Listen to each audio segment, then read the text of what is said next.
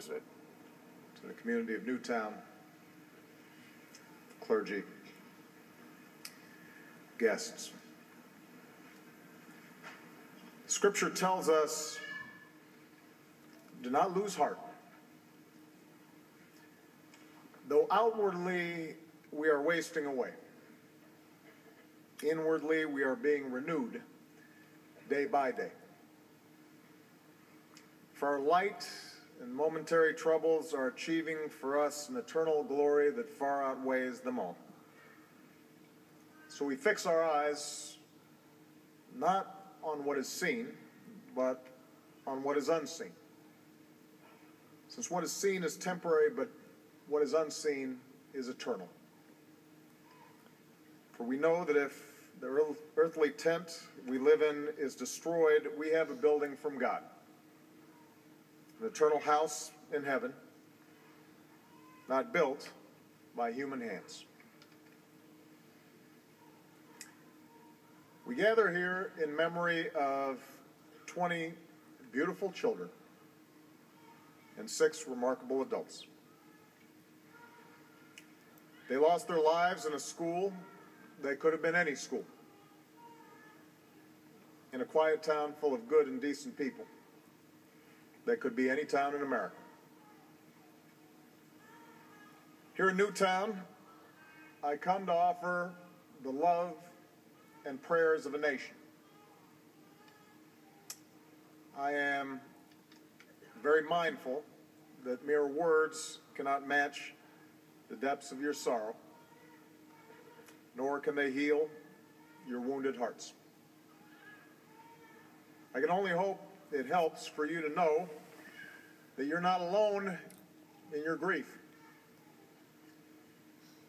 That our world too has been torn apart. That all across this land of ours, we have wept with you. We've pulled our children tight.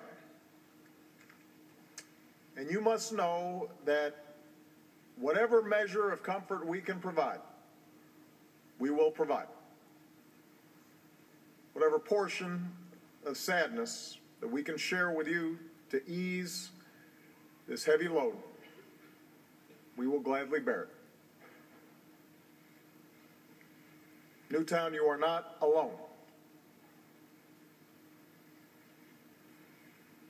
As these difficult days have unfolded, you've also inspired us with stories of strength and resolve and sacrifice. We know that when danger arrived in the halls of Sandy Hook Elementary, the school staff did not flinch. They did not hesitate. Don Hochsprung and Mary Sherlach, Vicki Soto, Lauren Russo, Rachel Davino, and Anne Marie Murphy. They responded as we all hope we might respond in such terrifying circumstances, with courage and with love, giving their lives to protect the children in their care. We know that there were other teachers who barricaded themselves inside classrooms and kept steady through it all, and reassured their students by saying, "Wait for the good guys. They're coming. Show me your smile." And we know that good guys came. The first responders who raced to the scene, helping to guide those in harm's way to safety and comfort those in need, holding at bay their own shock and their own trauma because they had a job to do and others needed them more. And then there were the scenes of the school children helping one another, holding each other, dutifully following instructions in the way that young children sometimes do. One child even trying to encourage a grown-up by saying, "I know karate, so it's okay, I'll lead the way out."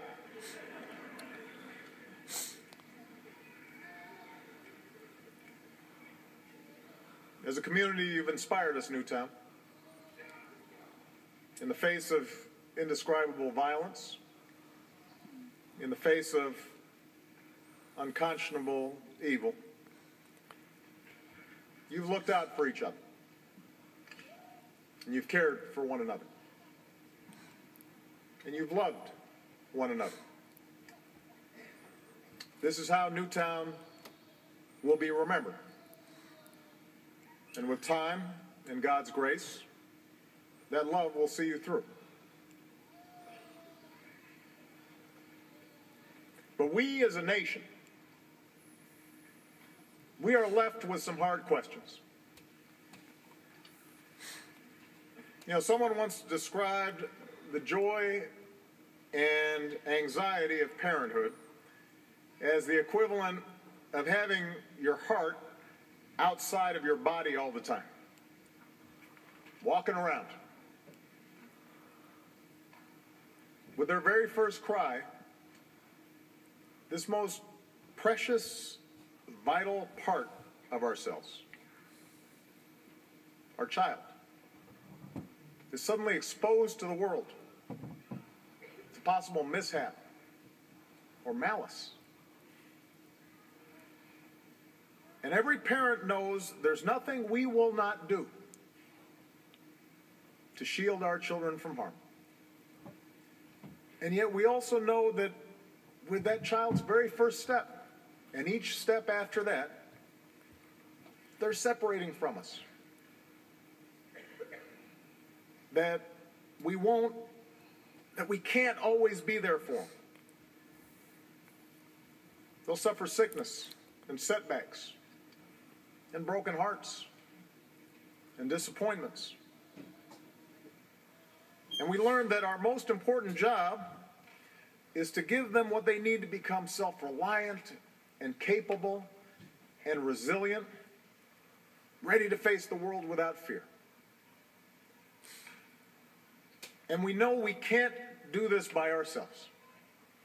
It comes as a shock at a certain point where you realize no matter how much you love these kids, you can't do it by yourself. That this job of keeping our children safe and teaching them well is something we can only do together, with the help of friends and neighbors, the help of a community, and the help of a nation.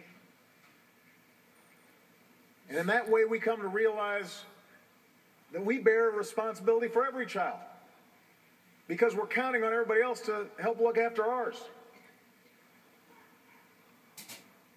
That we're all parents. That they're all our children.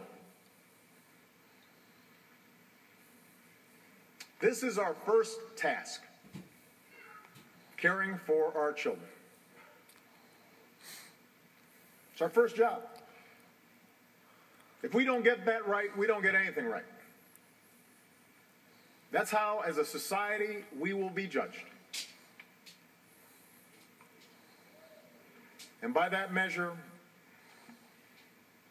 can we truly say, as a nation, that we're meeting our obligations? Can we honestly say that we're doing enough to keep our children, all of them, safe from harm?